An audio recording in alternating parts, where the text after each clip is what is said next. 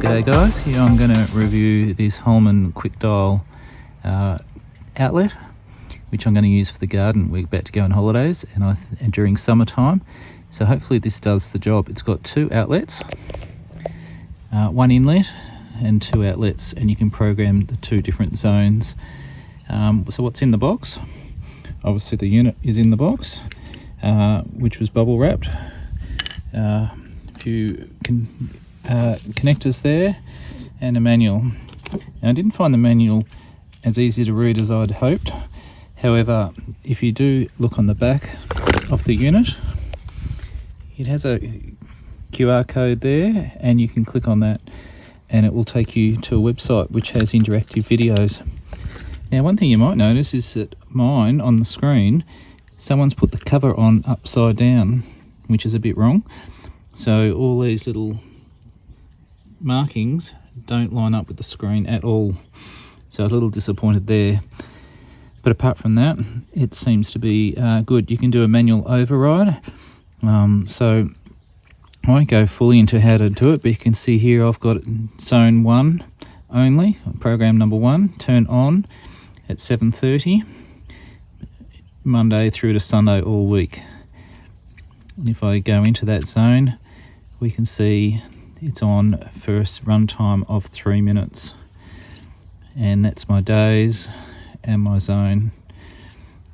There we go. If I go to schedule start 2, it's for zone 2 at 7:35 p.m. Monday to Friday. Zone 3, I haven't got any, schedule number 3, I haven't got anything programmed in, which is why it's by default turned off, which means nothing will happen.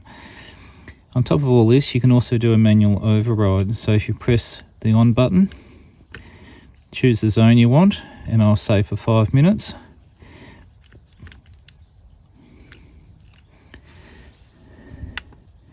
And there we go, that's actually turned on, so you can see the sprinkler there, which will go for 5 minutes. We'll just override that and turn the water off, even though it's not plugged in. So really simple, even though you've got things programmed in, and you can see they're still programmed there. So you can do a manual override so that it will just turn on that extra, because maybe it's been a particularly hot week or something like that. You can put it on for a little bit extra. You can also manually turn it override off, so then it will never turn on until you come back and turn it on. Say you've had a lot of rain, you want to turn it off, you can do that as well. There we go, it's all hooked up now, and quite easy to do because of the different fittings that are here. You can fit on 2 sizes taps, but also you can see I've got another tap timer here on another tap, and I was able to make it face out the front. This one I didn't have as much flexibility, which is a little bit harder to see. This one I can make it face out the front just by adjusting the fittings there. So let's see how we go turning it on, shall we?